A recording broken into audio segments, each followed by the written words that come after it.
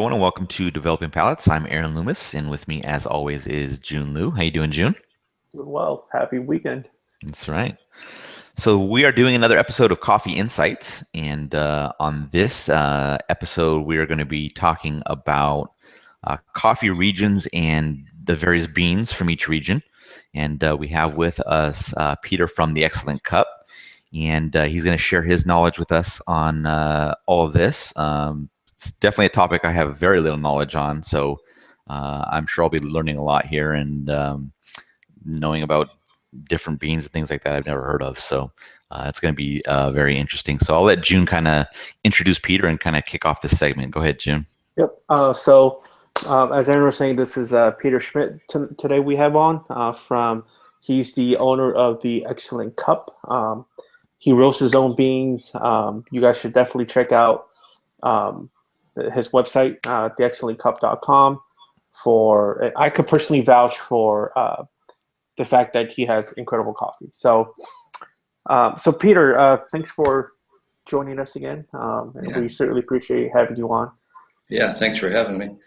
Like kind of Aaron said, I don't know much about the different characteristics and the regions out there. So let's first talk about, in your viewpoint, of course, the different regions, the different major regions of coffee, and what characteristics, if any, that you could associate with each region of coffee.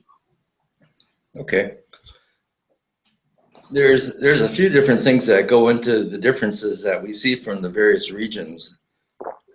Mostly would have to do with the climate that they have, the altitude that they have, the type of coffee varietal that they're growing, and then the types of processing that they use.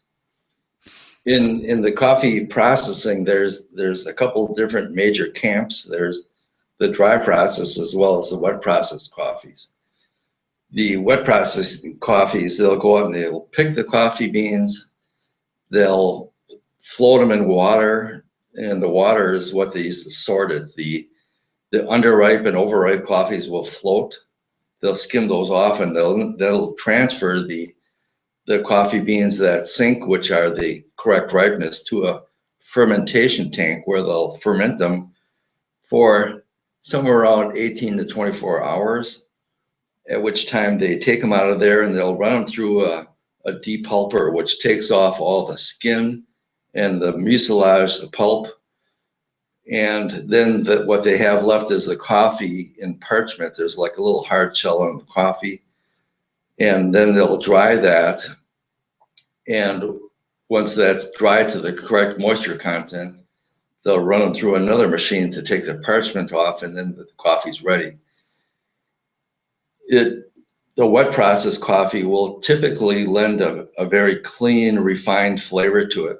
The other major type of coffee is a dry processed coffee, where they'll pick the coffee and dry it on a raised bed, or just a raised screen, so that it has air coming at it from all the different sides, and they'll just leave it like that until the coffee bean shrills up, looks like a raisin, and then they'll run through a machine to strip off all the skin and the mucilage and everything else.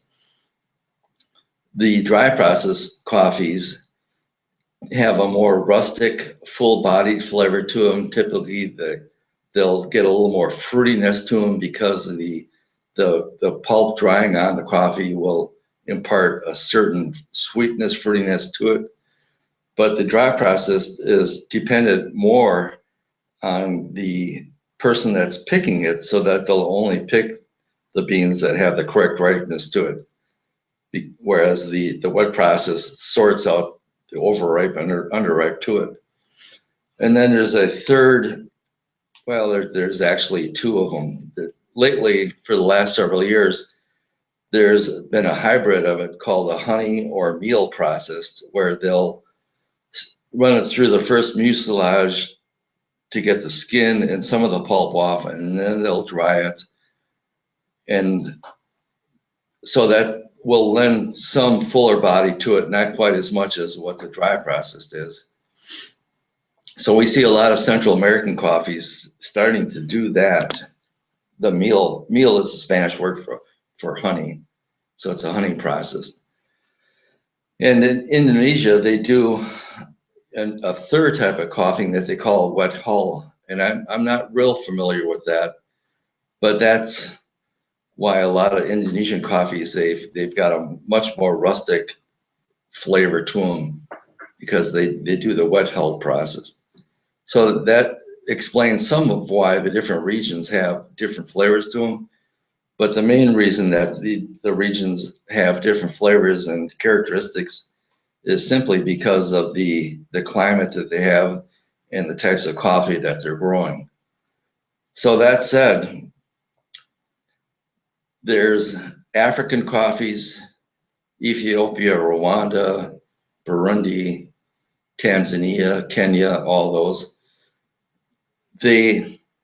So I would list the regions as three major regions. You've got African coffees, you've got Central and South American coffees, and the third region would be the Indonesian coffees. The Indonesian coffees typically will be a little fuller, a little more foresty, herbal pine notes to them, like Sumatras, Sulawesi's. Java coffees, they tend to be full, a little more bland, not quite as complex. And Papua New Guinea, there's a couple other smaller growing regions in Indonesia, the Papua New Guinea, the Flores. And so those will, in general, just generally speaking, Indonesian coffees tend to be fuller, deeper flavors, less complexity, less nuance. African coffees tend to be brighter. They tend to be a little more fruity, a little more zippy and zingy. And Central Americans, they have somewhere in between those two, where they have some complexity to them, some nuance, not quite as much fruit as some coffees, generally less acidity. When somebody thinks about just a basic coffee flavor, they're probably thinking more along the lines of what Central or South American coffees might be. So this is kind of I guess a little bit of a bleed over question, but within each of these, the three major processing ways, the dry, wet, and that the honey Yes. word one. If you were to take the green beans, whether regardless of which processed coffee it is, and then let's say you roast it, light, medium, dark, or just whatever heat, whatever temp, and whatever time that you roast these beans, can you still yield the same flavor traits that you're talking about within these regions, or roasting has a huge difference in making a particular region's bean shine? Well, that's a good question. You can definitely affect the flavors of coffee based on how you roast it, but you can only bring out of the bean what's in the bean. So you can take a high altitude Kenya coffee and over roast it, and it'll come out closer to what a Central American coffee is. That's why the roasting is so important, that you get to roast coffee to make each individual coffee present itself the way it really is meant to be. So personally, when you procure your beans, your green beans, and you decide to roast it, let's say you're roasting a Ethiopian plant, right? What are some of the, what is your process in knowing how much and at what temperature to roast that bean? Like, are you looking to bring out certain flavors? Are you, do you do batches and see, what it looks like, and you brew it up real quick and you taste it and you're like, well, this is where I want it? And I mean, what process do you go through in that? Somebody that's roasting a huge volume, like they're going to buy, a big roaster is going to want to look for a certain unique profile of what a coffee bean should be. I do less of that because I've already sampled the coffee, and as I sample the coffee, say I'm looking for a Guatemala coffee or a Kenya coffee, I might go through 6 to 10 different samples from my importers to find the coffee that I want. And as I roast up those samples, I've already got an idea about what the coffee should be and how it wants to be roasted. So when I'm roasting for production, I vary the roast profile and the end temperatures based on what that coffee does, but I already know pretty much what I want to do with it. Okay. I was actually talking to Chris a little bit when we were driving back from Reno from the HERF. So for those of you that don't know, I know Peter through cigar.com forums, and just within this past weekend, we both went to a Reno HERF in Nevada, and we met each other in person. And the result of that was just, I mean, aside from just being a great community, we drank amazing coffee that Peter brought. So, and Chris was another cigar geek, as well as a coffee geek, rather, that brought his brewing materials, and he brewed the coffee that Peter brought. So, anyways, so when I was driving back from the HERF from Reno, and if I remember right, what Chris said, because he said oftentimes what a roaster will do is, in the beginning, let's say you're interested in whatever Guatemalan coffee from, XYZ distributor that got their green beans from whatever farm in, let's say, Guatemala. So what will typically happen is the distributor will send the roaster like a free sample of the beans so that the roaster could roast it and see if he likes it or not. And he also said when the roaster roasts the beans, within the roaster, there's like you take out during the roast, you take it out at different time periods, right? So let's say you take it out. Let's say you roast. This is completely hypothetical. Let's say you're roasting at, I don't know, 400 degrees, and you would take out the beans at every like 2 minutes.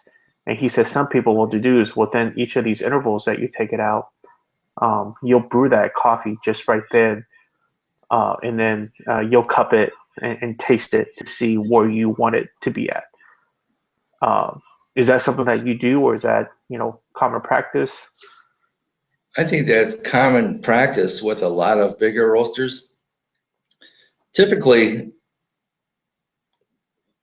that's what they'll do after they've approved a sample and they've already purchased a bulk supply of it to try to fine tune a profile and temp for that coffee. With roasting the samples themselves, typically we've got a standard profile for that. And the bigger places, they've used what's called a barrel roaster. It's got 2, 3, or 4, even sometimes 5 barrels where they just put the samples in it. It just roasts it all the same. Every sample gets roasted the same. And then they'll cup those and approve or disapprove. But once they approve it, then they'll start buying full bags of it. Once they have the full bags, that's when they start to develop the individual profile for that coffee. I see. I generally roast and cut my samples to the same level that I'm going to be drinking it at. But that's contrary to what most bigger production roasters will do, where they roast a sample very light, because a very light sample, a lightly roasted sample, will highlight any kind of defects that are in that coffee. And they claim that even though the coffee is roasted very light, they can extrapolate from that how the flavor will present itself once it's roasted to the roast level that they would want. In other words, like a Colombian, and we'll get into this when we talk about roasting, a Colombian coffee will be roasted a little bit darker, say a full city plus to a Vienna roast, and they'll assume that they can roast it at a city roast, a very light roast, to highlight the defects and then know how the coffee is going to perform once it's roasted at its appropriate roast level. But I just roast them up and drink them, roast the samples the way I'm going to drink them, because that's what works for me. Yeah, that's really interesting. You bring up. It reminds me of the wine world where, within especially Napa Cabs and red wine, Cabernet Sauvignons, they'll say you could hide a really crappy Cabernet if you barrel the crap out of it, right? Because if the more barrel influence you have in it, the more oak flavors you'll taste, the more vanilla that you'll taste, and it really hides, the nature of the terroir and the actual fruit itself. Yeah, so, that's interesting. Yeah. And I would imagine that the temperature you're drinking that wine at will do the same thing.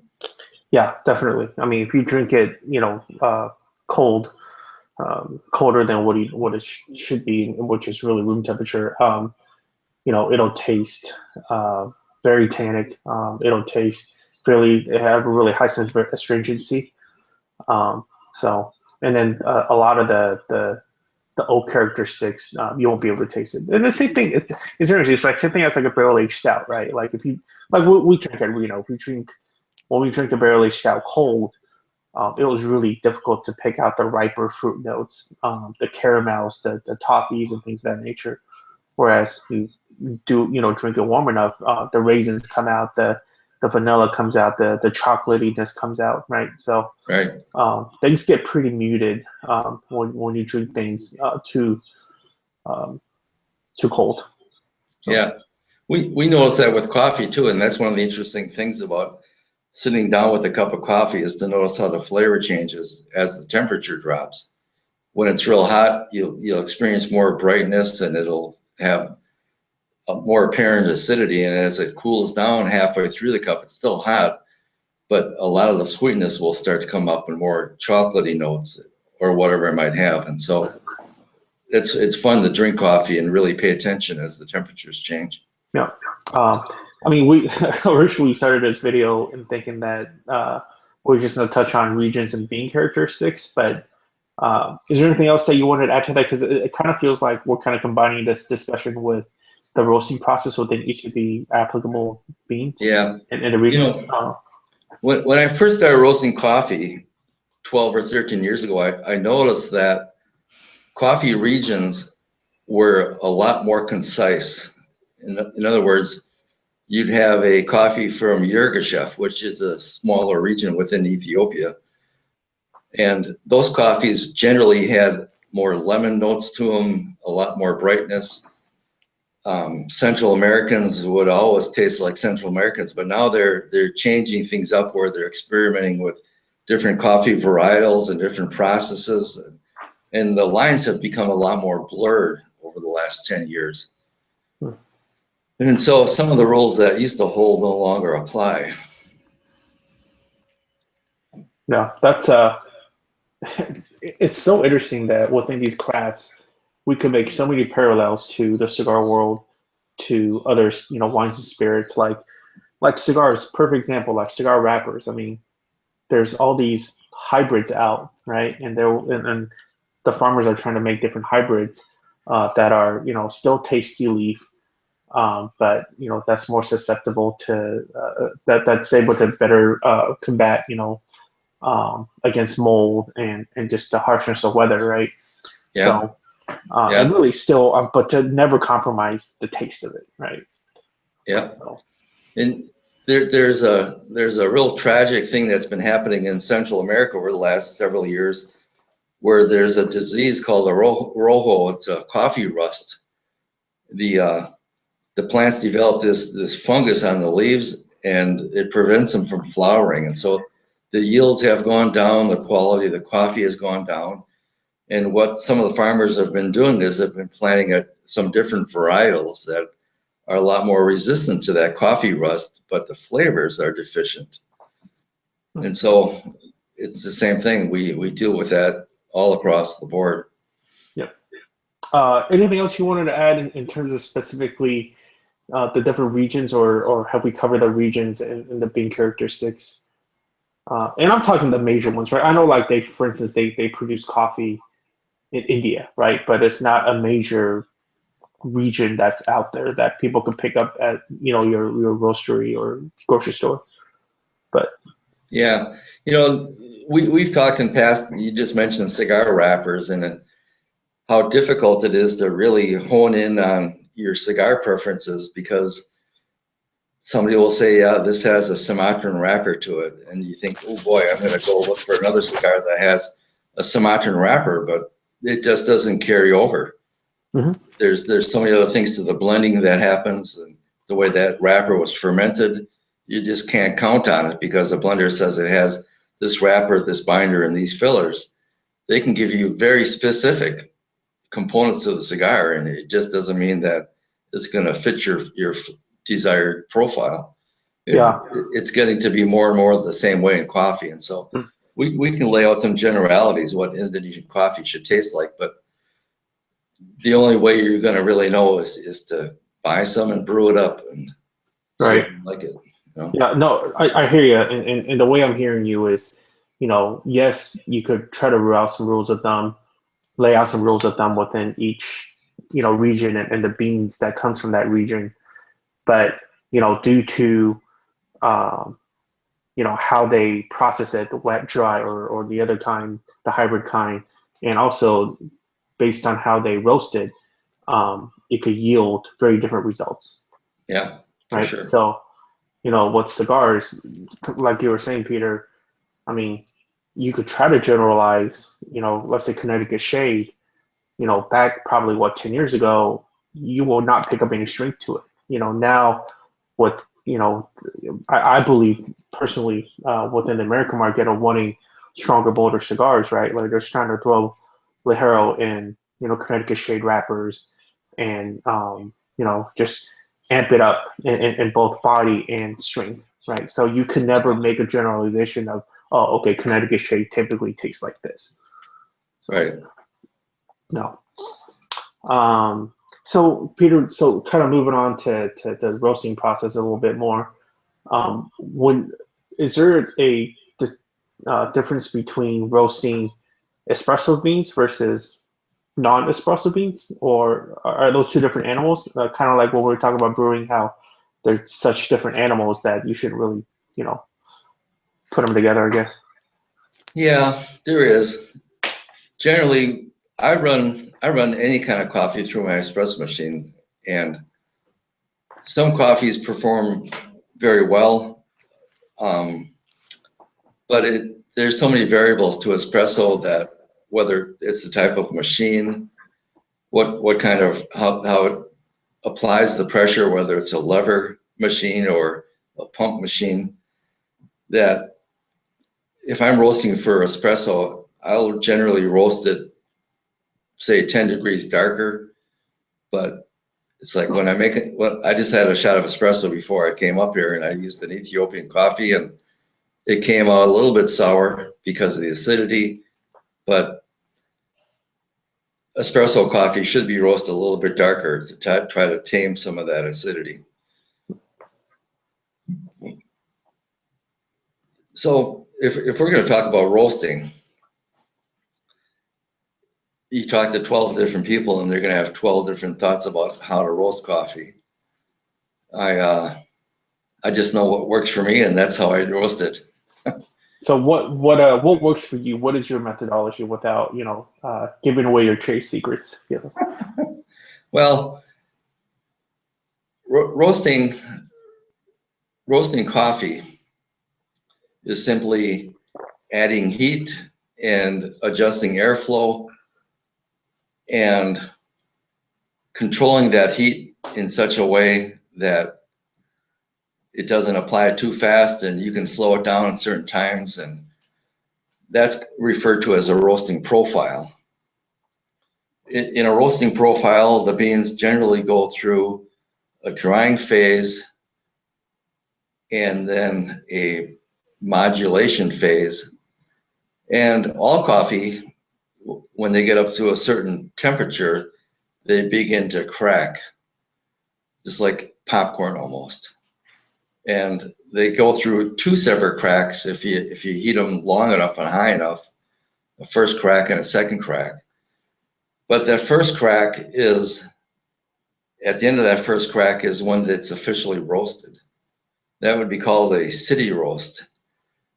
And Is that saying light roast? Now, are we talking right now light roast, medium roast, dark roast that I see on bags? And yep, exactly. okay. All right. And this is a terminology that's pretty standard and holds true no matter who you're talking to as a roaster.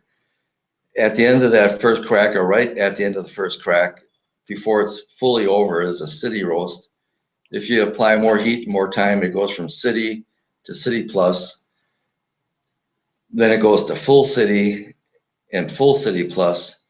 And right at full city plus, it'll begin to smoke more, and you'll hear a couple of the outlier first snaps of the second crack.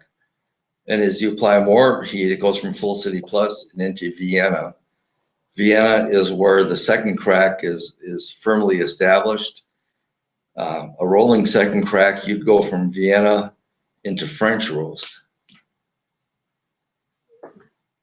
And so if I'm comparing notes with, say, Chris, who also roasts his own coffee, and he said he took it to a full city, I would know exactly when he stopped that roast, as far as how dark it was roasted. Now, how you get to that full city plus is another story, and how rapidly you apply the heat and how you adjust the airflow will change. Like my full city plus is going to taste different than his full city plus because I got to that roast temperature in a different manner. And there's most commercial roasters roast in a drum roaster. And the way that the drum roaster applies the heat to the beans is going to be different than somebody that roasts with an air roaster, which is called a fluid bed roaster, because the beans are being heated by a stream of hot air.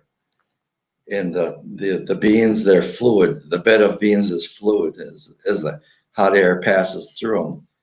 And fluid bed roasters typically are brighter.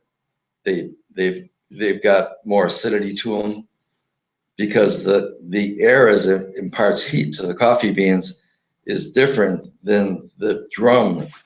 As they tumble in the drum, the heat of the drum is applying heat differently than strictly air. Drum roasters are a combination of conduction and convection. A hot air roaster or a fluid bed roaster is almost all convection, where it's all hot air passing through. So when I load my roaster, when I drop the beans, they start out, the air in the roaster is at, say, 410 degrees. The beans begin to absorb that, and the beans themselves will drop down to, say, 170 degrees. That's where my equilibrium temp is. And then I'm applying full heat to it. And during the process, as the beans are accepting the heat, I'll back off on the heat and let them come up at a more gradual temp. And my profile is such that my rate of rise, I'm getting a little more technical maybe than you want me to, but the bean temperature rises at a certain rate. In the beginning of the roast, it's rising at roughly 20 degrees per minute. And I'll back off on the heat so that as it approaches first crack, it might be rising at 10 degrees per minute. And that rate of rise will determine the end result, what that bean's going to taste like.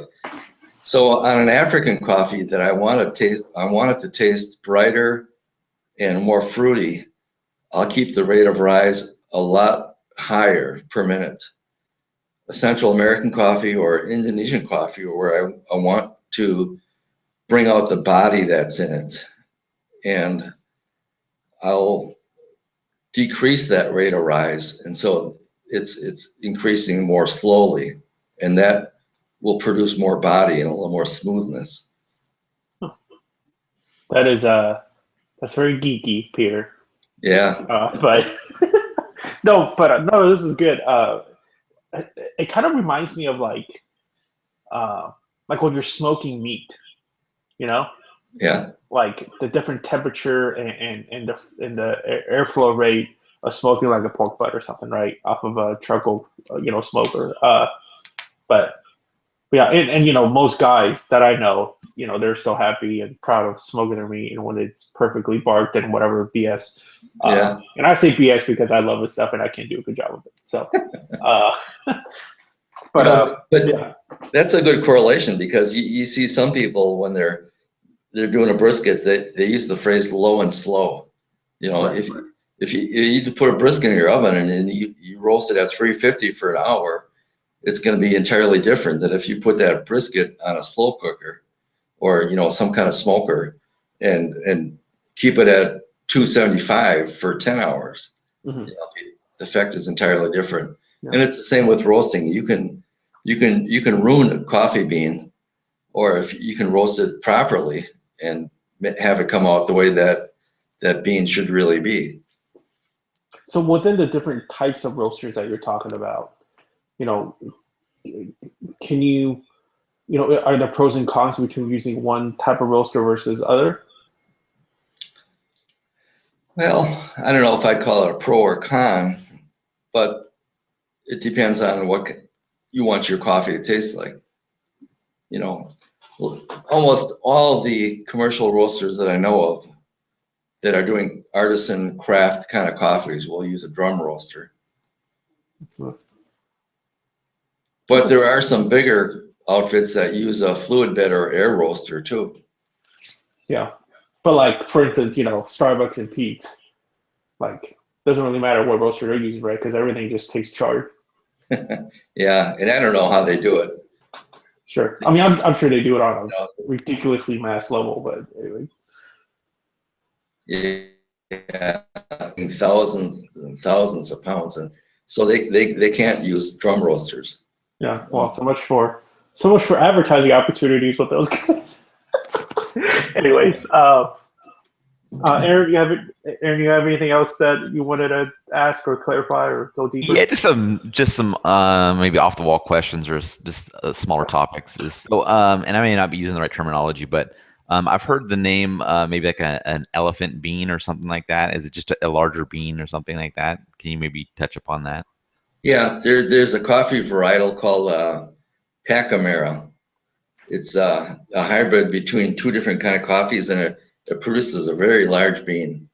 And so some people know them as, you say, elephant beans, and they have their own roast. They have their own flavor profile to them. They're difficult to roast, or to roast well, I should say, because of the way you apply the heat.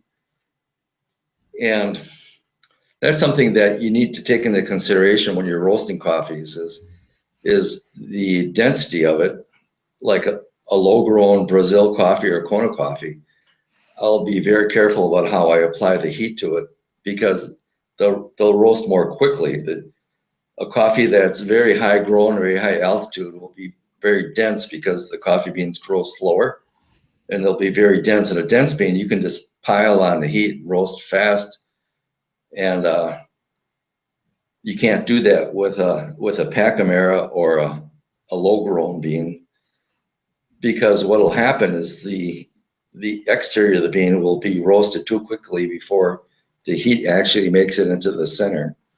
And so that's a caution that you have to have as you're roasting coffee, is to understand how it wants to be roasted, so that you're roasting the interior of the bean all the way. If you're not careful, you'll over roast the exterior, and the inside of the bean won't be fully roasted. Mm-hmm. Going to that same lines, Peter, and we talked this a little bit at Reno, but talking in terms of kind of some of the special beans that's out there. So I hear, within the luxury side of this bean called kopi luwak, right? I think it's an Indonesian bean, right? Yeah. And it's supposedly processed by basically cats eating it and pooping it out. But seriously, can you go into what exactly that is, and if it's really worth seeking out, and what is a big fluff about people talking about? Is it just because the cat eats it and poops it out, or what is it?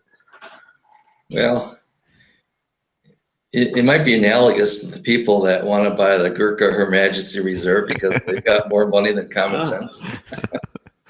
You know, and you know, that coffee was popularized by the movie came out 10 years ago called The Bucket List with Jack Nicholson, where he had this on his bucket list. He wanted to drink this kopi luwak, and kopi is the Indonesian word for coffee, so it's coffee luwak. And luwak is the name of the civet cats, and you know, the cats supposedly only eat ripe beans, and the coffee bean passes through the digestive tract, and the enzymes and so on that are present in the cat's digestive tract remove all the acidity and harshness, and so it's the smoothest, best coffee you can get, and it's pretty much a bunch of hooey. And is one of the reasons that that the coffee is kind of harvested that way, and this may be a different coffee, is it's in a location that it's not easy to get people to, and that the cats just have better access to it, and they kind of bring it down to an area that's easier to harvest? Well, yes and no.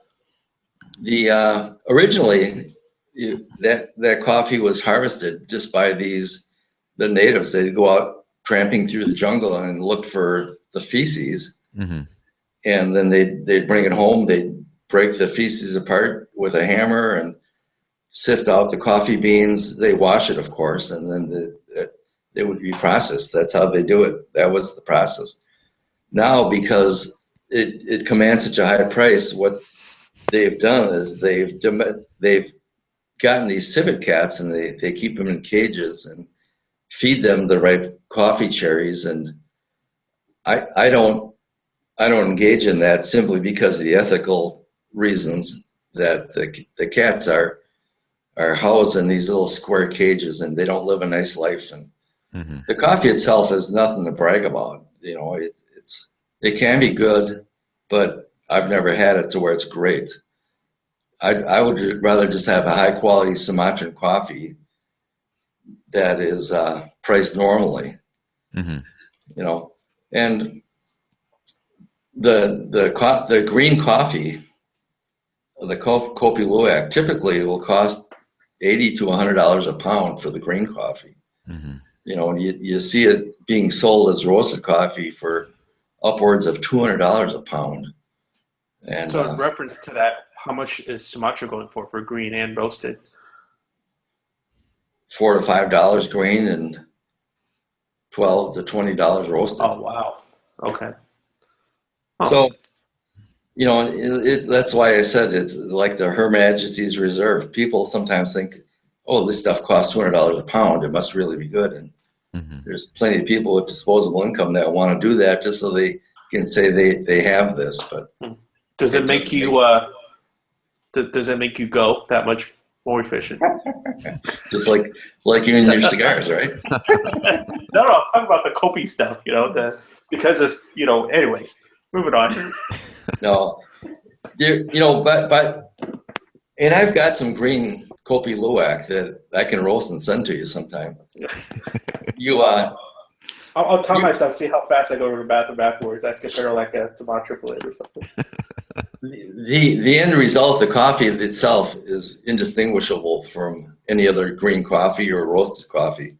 You can't tell or taste what kind of coffee it is. Okay. So how about infused coffee? I know that there's been like chocolate or tobacco infused. What's that process like? Flavored coffee, like the hazelnut or caramel, whatever else it might be.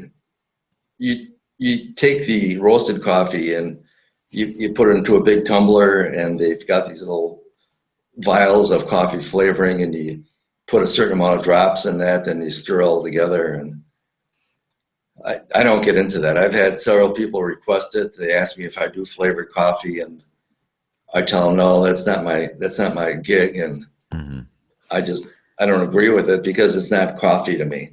Right. Is it more of just a coating on the beans then than anything else? Yep. Okay. Yep.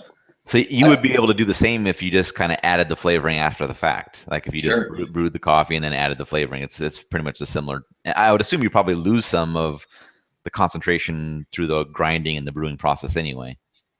Yeah, but you've got enough there that it still tastes like a vanilla hazelnut, and I'm always tempted to do it because the profit margin in that is crazy. Right.